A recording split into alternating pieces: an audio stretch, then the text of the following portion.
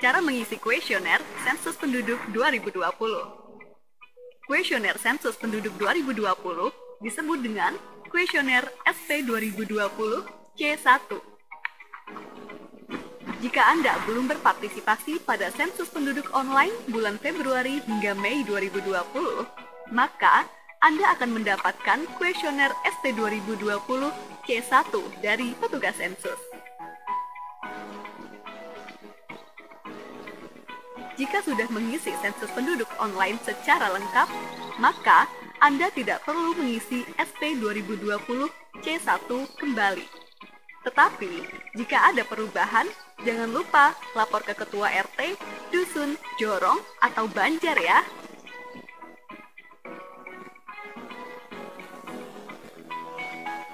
Kami akan mengilustrasikan tata cara pengisian kuesioner Sensus Penduduk 2020 atau SP 2020 C1. Bagi keluarga yang ingin mengisi menggunakan kuesioner secara mandiri, maka ikuti petunjuk pengisian yang telah disediakan atau tonton terus video ini. Mari kita mulai. Pertama, siapkan alat tulis berupa pensil atau ballpoint dan dokumen penting yang diperlukan untuk pengisian kuesioner sensus penduduk. Siapa saja bisa mengisi kuesioner sensus penduduk, asalkan mengetahui informasi seluruh anggota keluarga. Siapkan KTP, KK, dan akte pernikahan. Baca tata cara mengisi kuesioner. Selanjutnya, kita akan mengisi blok 1. Blok 1 adalah pertanyaan mengenai alamat keluarga pada saat ini. Untuk isian provinsi, kota atau kabupaten, kecamatan, desa atau kelurahan atau nagari, RT atau RW, atau satuan lingkungan setempat, sampai isian nama dan kode SLS, serta nomor urut keluarga dan nomor bangunan diisikan oleh petugas sensus. Pengisian dimulai dari pertanyaan 104, yaitu alamat. Isikan alamat lengkap saat ini, nama kepala keluarga, jumlah anggota keluarga, dan anggota keluarga yang bisa dihubungi. Blok 2. Keterangan petugas akan diisikan oleh petugas sensus. Selanjutnya, lanjutkan pengisian ke blok 3, data perumahan tempat tinggal. Bagian ini hanya diisikan sekali untuk setiap keluarga. Isikan status kepemilikan rumah yang Anda tempati saat ini. Isikan listrik yang Anda gunakan di rumah. Isikan sumber air minum utama yang digunakan oleh keluarga Anda. Apakah air kemasan atau isi ulang? Ledeng, pompa atau sumur bor, sumur, mata air, sungai atau danau, air hujan, atau lainnya. Isikan keterangan fasilitas jamban atau tempat buang air besar dan septic tank di tempat tinggal Anda. Isikan jenis lantai terluas di tempat tinggal Anda. Apakah keramik atau marmer atau granit, ubin atau tegel atau teraso, semen, kayu atau papan, bambu, tanah, atau lainnya. Selanjutnya, kita beralih ke blok 4. Blok 4 diisikan untuk setiap anggota keluarga. Jadi, kalau di rumah ada 3 orang, maka ada 3 blok 4 yang terisi. Isikan keterangan dari masing-masing individu. Pengisian dilakukan secara berurutan, satu persatu, dimulai dari kepala keluarga, lalu dilanjutkan ke istri, anak, dan anggota keluarga yang lain apabila ada. Kami akan mengilustrasikan pengisian. Isikan nama lengkap Anda sesuai KK atau KTP dengan menggunakan huruf kapital. Berikan tanda centang pada isian jenis kelamin. Isikan nomor induk kependudukan Anda. Apabila NIK ada, lanjut ke pertanyaan 404. Bila NIK tidak ada, berikan centang pada salah satu alasan pada isian 403B di bawah. Selanjutnya, apabila alamat tempat tinggal Anda sekarang sesuai dengan tertulis pada KK, beri tanda centang pada kotak Ya. Dan apabila alamatnya berbeda, beri tanda centang pada kotak tidak.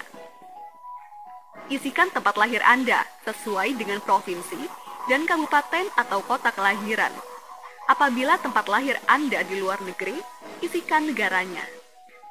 Selanjutnya, apabila tanggal lahir Anda sesuai dengan yang tertulis di KK, beri tanda centang pada kotak ya. Dan apabila tanggalnya berbeda atau Anda tidak memiliki KK atau KTP, beri tanda centang pada kotak tidak. Isikan tanggal, bulan, tahun lahir, dan umur Anda saat ini. Selanjutnya, apakah Anda memiliki akta kelahiran dari kantor catatan sipil? Beri tanda centang pada kotak yang disediakan sesuai dengan jawaban Anda. Bila Anda memiliki akta kelahiran dari kantor catatan sipil, atau Anda tidak mengetahui status kepemilikan akta kelahiran Anda, lanjut ke isian 407.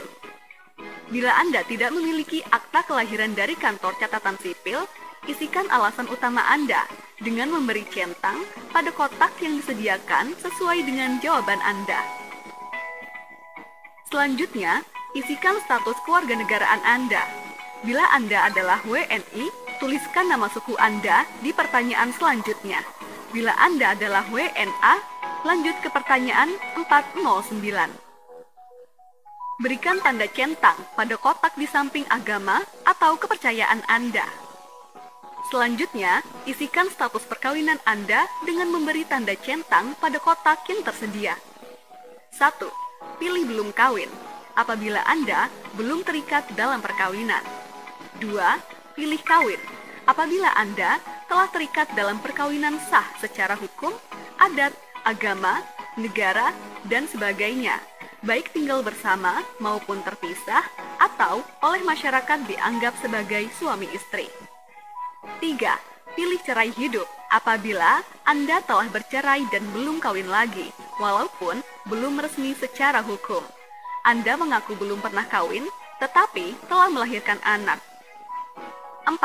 Pilih cerai mati apabila Anda telah ditinggal meninggal oleh suami atau istri Anda dan belum kawin lagi. Bila Anda berstatus belum kawin, lanjutkan ke isian 411. Bila Anda berstatus kawin, cerai hidup atau cerai mati, isikan nomor surat atau akta pernikahan atau perceraian, atau surat atau akta kematian mantan suami atau istri Anda, lalu lanjutkan ke isian 411. Selanjutnya, isikan status hubungan Anda dengan kepala keluarga. Yang dimaksud dengan kepala keluarga adalah seseorang yang bertanggung jawab di keluarga tersebut dan tertera sebagai kepala keluarga di dalam kartu keluarga. Bagi suami yang mempunyai istri lebih dari satu yang tinggal di rumah yang berbeda, maka namanya tercatat hanya di salah satu keluarga istri yang lebih lama tinggal. Apabila lama tinggal bersama istri-istrinya sama, catatkan di rumah istri yang paling lama dinikahi. Yang dimaksud dengan famili lain adalah mereka yang memiliki hubungan famili dengan kepala keluarga ataupun suami atau istri kepala keluarga tersebut. Misalnya, adik, kakak, bibi, paman, kakek, atau nenek. Yang dimaksud pembantu adalah pertama, mereka yang bekerja sebagai pembantu atau sopir yang menginap di keluarga tersebut, yang menerima upah atau gaji berupa uang atau barang. 2. Famili yang dipekerjakan sebagai pembantu dan menerima upah atau gaji. 3. Tukang kebun yang makan dan menginap di rumah majikan. 4. Anak pembantu yang ikut tinggal di dalam keluarga apabila diberlakukan sebagai pembantu. Apabila tidak, maka dicatat sebagai lainnya. 5. Sopir yang menginap di keluarga tersebut dan menerima upah atau gaji. Yang termasuk lainnya adalah mereka yang tidak ada hubungan famili dengan anggota keluarga manapun di keluarga tersebut lebih dari 1 tahun. Selanjutnya, pertanyaan 412A. Apakah tinggal di alamat yang sekarang lebih dari 1 tahun?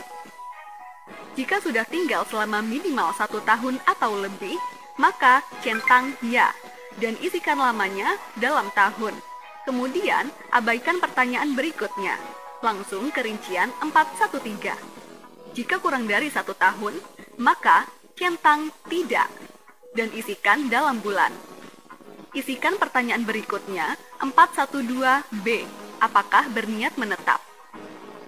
Selanjutnya, pertanyaan 413. Apakah ijazah atau pendidikan tertinggi yang ditamatkan? Isikan sesuai dengan ijazah tertinggi yang sudah diperoleh. Kita menuju ke blok 5. Sama seperti blok 4, blok 5 diisikan untuk setiap anggota keluarga, namun khusus untuk yang berusia minimal 5 tahun atau lebih. Untuk anggota keluarga yang kurang dari 5 tahun, bagian ini boleh dikosongkan. Pertanyaan 501. Apakah bisa berbahasa Indonesia? Pilih ya jika bisa, pilih tidak jika tidak dapat berbahasa Indonesia. Selanjutnya, pertanyaan 502A. Aktivitas apa saja yang biasa dilakukan? Isian ini bisa dipilih lebih dari satu. Centang ya bekerja jika biasa melakukan pekerjaan. Centang ya mengurus rumah tangga jika juga melakukan kegiatan mengurus rumah tangga. Centang ya sekolah atau kuliah jika sedang menjalani aktivitas sekolah atau kuliah. Centang ya lainnya jika melakukan aktivitas yang lain seperti kegiatan sosial, seperti pos ronda, menjalani hobi seperti berolahraga, atau lainnya, dan tuliskan aktivitas tersebut. 502B. Apakah pensiunan? Pensiunan di sini tidak hanya untuk PNS atau TNI atau Polri, tetapi juga yang pernah bekerja di bidang lain dan saat ini menerima pesangon atau dana pensiun. Selanjutnya, rincian 503. Isian ini diisi khusus untuk yang saat ini sedang bekerja. Isikan pekerjaan yang selengkap-lengkapnya. Berikut contoh pengisiannya. Isikan juga status dalam pekerjaan. Apakah berusaha sendiri atau dengan dibantu pekerja yang tidak dibayar? Apakah berusaha dan dibantu pekerja yang dibayar? Apakah sebagai buruh, atau karyawan, atau pegawai, atau pekerja yang dibayar? Atau apakah pekerja yang tidak dibayar atau pekerja keluarga?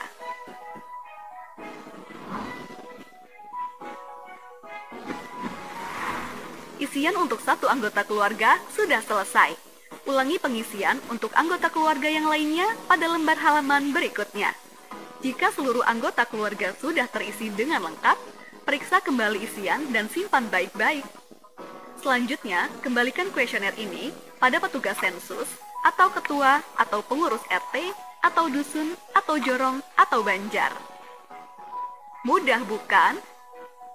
Pengisian kuesioner sensus penduduk bisa dilakukan mulai tanggal 1 September sampai 30 September 2020.